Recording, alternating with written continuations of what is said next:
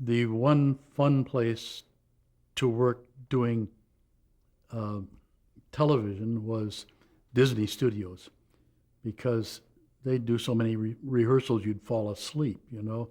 And we did the Mickey Mouse clubs and things like that. And it was fun to do then, and it was not stressful at all. That's a very low stress studio. What do you remember about working on the Mickey Mouse Club? About working on which? Mickey Mouse Club.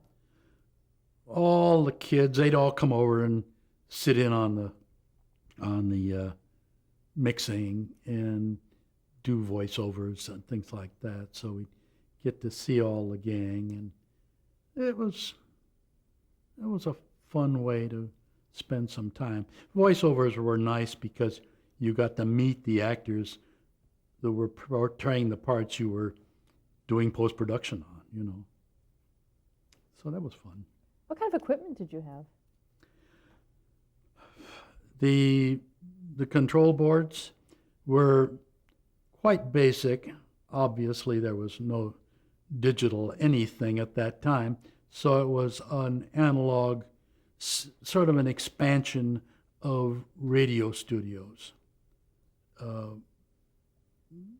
Broader boards, more mixing pots and all, but similar.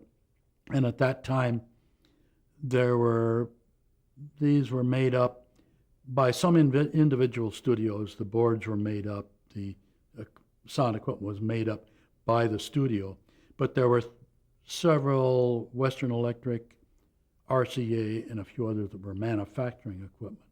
So there was a lot of equipment around. And it was the beginning of slide pots as opposed to the rotary old potentiometers that you use for volume control. That was a beginning period, that was all.